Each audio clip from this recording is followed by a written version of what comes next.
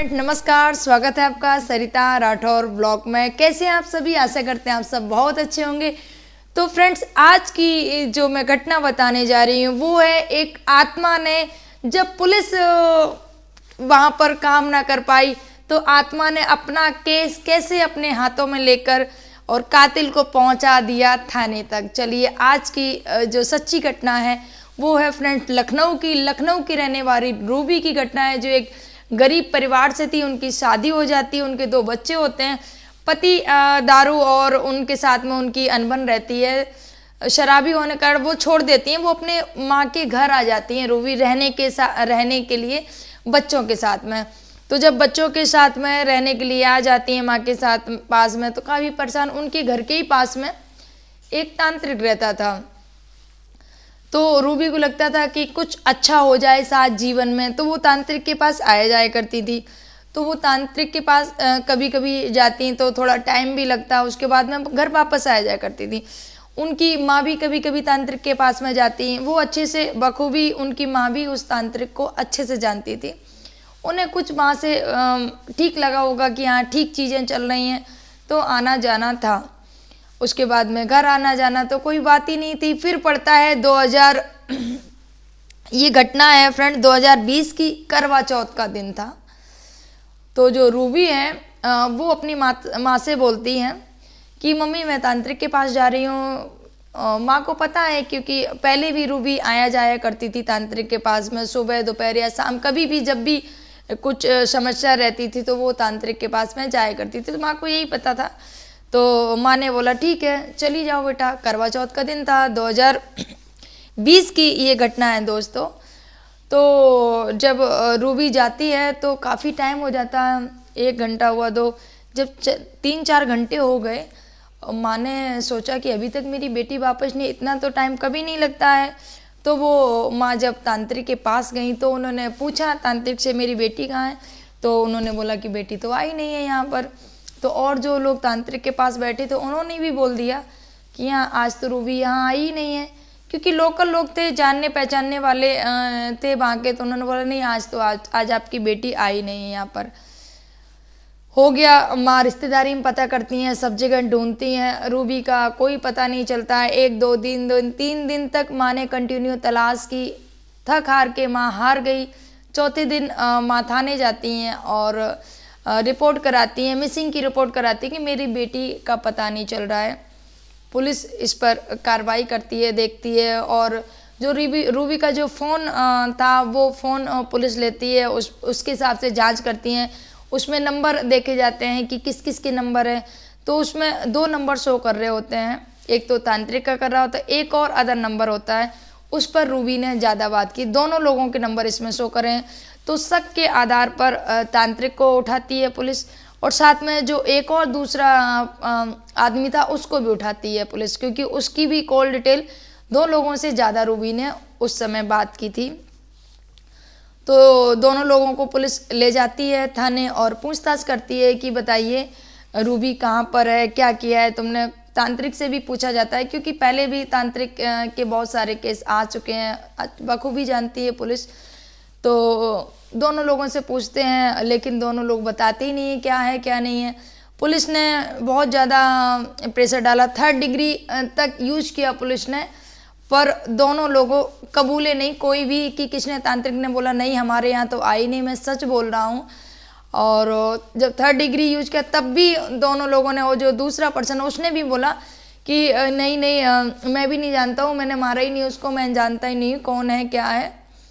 तो दोनों लोगों ने साफ इनकार दिया। जब 3rd डिग्री उनको टॉर्चर किया गया, उसके बाद में थोड़ी सी हालत वैसी थी, तो पुलिस ने कुछ दिन तक लॉकअप में रखा। और ज़्यादा आप 3rd डिग्री नहीं यूज कर सकते, बाई चांस कुछ हो गया तो पूरा थाना नप जाएगा भाई, नहीं कर सकते आप ज़्यादा टॉर्चर। तो जब वो कबूले नहीं, और उसके बाद में पुलिस ने क्या किया कि इनको छोड़ दो और इन पर निगरानी रखना लेकिन शुरू कर दो। इन पर निगरानी रहनी चाहिए कि आखिर क्या क्या चल रहा है, इन्होंने किया कि नहीं किया। उनको छोड़ दिया जाता है, वो घर वापस आ जाते हैं। ऐसे करके निगरानी तो रहती है, पर पुलिस वहाँ पर धीमी पड़ जाती है, स्लो पड़ जाती है, क्योंकि ज़्यादा हाई प्रोफाइल केस नहीं था, नॉर्मल केस था, तो पुलिस वहाँ पर स्लो हो जाती है। जब माँ क्योंकि माँ को तो चिंता थी कि मेरी बेटी का कैसे भी पता चले, तो उन लोगों को, पुलिस को ये लगा शायद कहीं बेटी गई होगी, शायद कुछ दिनों में वापस आ जाएगी, शायद किसी के साथ में चली गई होगी, तो इसलिए वो लोग शांत पड़ गए। माँ हर दिन आती और पूछती कि मेरी बेटी का कुछ पता चला, तो बस वो पुलिस वाले यही बोल देते कि नहीं, हम छानबीन कर रहे हैं, अभी तक कोई पता नहीं चला, वो ये कह देते और उनकी माँ वापस आ जाती। तो इस केस को होते करते 6 महीने बीत जाते हैं। जब 6 महीने बीत जाते हैं, क्योंकि ये अक्टूबर 2020 की घटना होती है और 2021 लग जाता है, मार्च की बात है ये। जब 6 महीने हो जाते हैं 2021 मार्च में, क्या होता है, एक थाने, शाम का टाइम होता है और थाने में एक आदमी प्रवेश करता है जिसका नाम होता है पवन और जिसकी उम्र होती है 32 साल। पुलिस वाले देखते हैं, क्योंकि अभी तो ये 6 महीने पहले इसको अरेस्ट किया था और ये फिर से मतलब क्या हुआ, तो वो आके बोलता है कि मैंने रूबी का कत्ल किया है, मुझे आप गिरफ्तार कर लो। तो पुलिस भी एकदम शॉक हो जाते हैं। वो सोचते हैं कि अभी तक मैंने इसको, जब इतना उसको 3rd डिग्री टॉर्चर किया है इसको, तब इसने नहीं बोला कि मैंने कत्ल किया है, मैंने मारा है रूबी को। अब इसको ऐसा क्या हो गया है कि अब ये जो बोल रहा है, कहीं इसकी मानसिक स्थिति तो नहीं खराब हो गई है, ये कहीं मानसिक बीमार तो नहीं होगा इसलिए बोल रहा है ये। तो पुलिस बोली नहीं बैठो बैठो। वो घबराया हुआ था, वो बोल रहा है नहीं वो मुझे मार देगी, वो मुझे जीने नहीं दे रही है, वो हर जगह मुझे दिखती है, 24 घंटे मुझे हर चेहरे में रूबी ही नज़र आती है, मुझे कुछ भी नहीं दिखता, ओनली रूबी रूबी रूबी, हर जगह हर चेहरे में रूबी नज़र आती है। मैं जी नहीं पा रहा हूँ, मैं बहुत दिनों से सो नहीं पाया हूँ, मेरा जीना हराम हो गया है, तो मुझे अरेस्ट कर लीजिए, मैंने ही रूबी को मारा है। अब भाई पुलिस वो समझ नहीं पा रहे थे कि जिस इंसान को मैंने इतना पूछा उसके बावजूद भी वो नहीं कबूला, आप कैसे क्या हो गया, कहीं इसकी मानसिक स्थिति पर तो नहीं असर पड़ गया है मारपीट के दौरान, ऐसा तो कुछ नहीं हुआ है। तो पुलिस वाले भी परेशान थे, तो बोला नहीं मैं सच बोल रहा हूँ, मैंने ही मारा है। फिर पुलिस को उसने पूरी स्टोरी बताई कि आपको शायद विश्वास नहीं हो रहा है, रूबी मेरे मोहल्ले में ही रहने वाली है और ये जब अपने वहाँ से पति को छोड़कर तलाक लेकर जब यहाँ पर मायके आ जाती है तो मेरा मिलना होता है रूबी से, हम लोगों की बातचीत होती है, धीरे धीरे करके हम नंबर लेते हैं एक दूसरे से, नंबर लेके हम बातचीत करने लगते हैं और बात करते हैं तो हमारा आपस में प्रेम भी हो जाता है। तो उस समय करवा चौथ का दिन था, करवा चौथ था, तो रूबी को मैंने बुलाया था कि हम लोग आते हैं मिलते हैं आके। तो रूबी जब हमारे घर आई हुई थी तो मैंने उसको बोला कि रुको, आज रात तुम यहीं रुक जाओ। तो वो रूबी मना करने लगी कि नहीं मेरे 2 छोटे बच्चे हैं घर पे और माँ है, मैं रुक नहीं सकती हूँ। और जब उसने बोला कि मैं रुक नहीं सकती हूँ तो मुझे गुस्सा आ गया और मैं नशे में था, मैंने शराब पी रखी थी, मुझे सही और गलत का मुझे कुछ पता ही नहीं चल रहा था।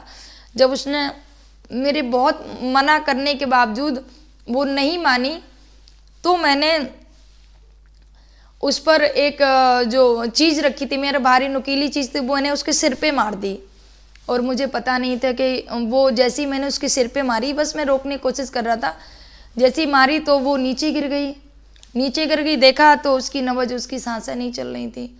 धोखे से मेरे से मर्डर हो जाता है और मुझे भी नहीं पता था कि इतना ज़्यादा उसको लग जाएगा कि उसकी मौत हो जाएगी। जैसी उसकी सांसें उसने देखी कि सांस नहीं चल रही है, उसकी सारी दारू का नशा उतर गया कि ये क्या हो गया, ये तो ख़त्म हो गई है। जब ऐसा देखा तो उसने बोला अब क्या किया जाए, अब तो मैं फंस जाऊंगा, क्या कर सकते हैं। तो उसने क्या किया कि किसी को पता तो नहीं था कि वो घर पे भी नहीं बता के आई थी कि मेरे पास आ रही है। तो उसने क्या किया, उसी रूम में एक गड्ढा खोद के उसकी लाश के बराबर उसको लाश को उसी में कमरे में ही गड्ढा खोद के दफन कर दिया उस लाश को। क्योंकि अगर लाश जब वो मिलेगी ही नहीं, रूबी किसी को मिलेगी नहीं तो पता कैसे चलेगा किसने मारा है, क्या मारा है, किसी को नहीं पता चलेगा। तो उसने ये सोच के उस गड्ढे में उसको दफन कर दिया उसी कमरे में और सब एक जैसा कर दिया, फिर से उस कमरे को बराबर कर दिया जैसे वो था। तो उसने ये कर दिया, उसने पुलिस को ऐसा बताया और उसके बाद में कोई नहीं, आराम से चल रही थी हमारी ज़िंदगी। लेकिन और उसके जब 4 हो गए तो उसको जब 4 दिन नहीं मिली, उसकी माँ जो शक के आधार पर आप मुझे यहाँ लेके आए, आपने मुझे यहाँ रखा, थाने में रखा। जब मैं थाने से गया तो मुझे इतने दिन से मैं सो नहीं पाया हूँ, क्योंकि 6 महीने हो गए थे इस केस को, उनको रखा, उनका 3rd डिग्री भी दिया, पुलिस ने सब कुछ किया, लेकिन वो कबूले नहीं कि क्या हुआ था क्या नहीं हुआ था। तो वो जब वापस चला गया 6 महीने, जब 6 महीने बाद वो खुद आता है और अपनी जो हकीकत होती है, वो जो कातिल होता है वो खुद वहाँ पर बयान करता है कि तो पुलिस को फिर भी लग रहा था कि कहीं ना ये मतलब झूठ बोल रहा है या कहानी गिन रहा, वो सुना रहा है, ऐसे ही पता नहीं चल रहा था। लेकिन पुलिस ने एक चीज़ पॉइंट की वहाँ पर, उन्होंने पॉइंट किया, अगर ये सच बोल रहा है, अगर इसकी दिमागी हालत सही है, अगर ये सच बोल रहा है तो क्यों ना वहाँ पर इसके रूम की जो गड्ढा खोदा है वहाँ पर चेक किया जाए। पुलिस ने पॉइंट नोट किया और पुलिस तुरंत वहाँ पर पहुँचती है, वहाँ पर गड्ढा खुदवाया, वहाँ पर खुदाई करने के बाद में एक कंकाल निकलता है, क्योंकि 6 महीने हो गए थे, पूरी बॉडी तो पूरी गल चुकी थी और कपड़े अपड़े भी सारे नहीं बचे थे, ओनली कंकाल निकलता है। अब कैसे पहचान की जाए, क्योंकि कंकाल का तो कोई फेस और कोई पहचान हो नहीं सकती है, तो उसका DNA टेस्ट के लिए भेजा गया। उसके बाद में सबसे पहले तो पहचान के लिए कुछ था नहीं, लेकिन एक कंगन था जो उनकी माँ ने अपनी बेटी को दिया था, जो उसने पहन रखा था कंगन, वो कंगन माँ पहचान लेती है। और दूसरा एक उसके बाएं पैर में रॉड पड़ी हुई थी, जो रॉड थी वो भी निकल के बाहर आ गई थी कंकाल से, तो उसकी माँ ने पहचान लिया कि नहीं ये मेरी बेटी है रूबी। तो फिर उसको पवन को सज़ा सुनाई गई, चार्जशीट उसके खिलाफ दाखिल की गई और अभी वो जेल में है। क्या होता है आगे आपको बताएंगे फ्रेंड्स। और ये DNA कराया गया तो रूबी का ही DNA निकला। ऐसे करके ये जो रूबी की हत्या केस है उसका खुलासा हुआ। शायद अगर रूबी की आत्मा उसको परेशान ना करती और उसको ना दिखती, उसका जीना हराम ना करती, तो शायद आज रूबी का पता नहीं चलता कि किसने मारा, क्या हुआ क्या नहीं हुआ। जब पुलिस हार गई तब आत्मा ने अपना काम शुरू किया और जो हत्यारा उसको सलाखों के बीच में पहुंचाया, पीछे पहुंचाया। फ्रेंड्स, आज का अगर मेरी कहानी अच्छी लगी हो, मेरी बात अच्छी लगी हो, तो प्लीज़ वीडियो को लाइक शेयर सब्सक्राइब जरूर करिएगा। फ्रेंड्स, आज की कहानी का सुनाने का बस मेरा एक ही उद्देश्य था। इस कहानी से हमें ये सीखना चाहिए फ्रेंड्स, जो रूबी के साथ हुआ गलत हुआ। और एक चीज़ मैं आपको बता दूं, कभी भी किसी पर विश्वास नहीं करना चाहिए। रूबी ने विश्वास किया क्योंकि वो उसको जानती थी, पहचानती थी, उसको लगा कि शायद उसके साथ में ऐसा कोई नहीं करेगा। लेकिन एक जो शराबी इंसान होता है, जो नशे में होता है, शायद उस समय उसकी हालत जो विवेक होता है वो बिल्कुल काम नहीं कर रहा होता है। और एक चीज़ और, इसमें शायद इतना टाइम नहीं लगता अगर रूबी अपने माँ को, जो भी उसका बात चल रहा था, वो जिससे मिलने जा रही है, अगर रूबी ने अपनी माँ को बताया होता तो शायद इतनी जो माँ और जो बच्चे सारे परेशान हो गए। 6 महीने तक उनकी जो केस का नहीं पता चल पाए किसने मारा, शायद इतनी परेशान नहीं होती और शायद उसकी जान भी ना जाती। क्योंकि अगर माँ को बता के गई होती तो उसको भी पता होता कि हाँ मैं माँ को बता के आई हूँ, क्योंकि उसने बोला कि मैं झूठ बोल कर आई हूँ। तो फ्रेंड्स, मैं यही कहना चाहूँगी, किसी भी इंसान पर आंख बंद कर विश्वास मत करिए। आपकी अपनी फैमिली है, आपके अपने बच्चे हैं, आपका माता पिता है, कहीं भी जाइए घर से तो प्लीज़ अपने माता पिता को ज़रूर बता के जाइए कि मैं इस जगह जा रहा हूँ, मुझे ये काम है, जो भी है। फ्रेंड्स, इतना ज़रूर ध्यान रखिएगा। फ्रेंड्स, राधे राधे।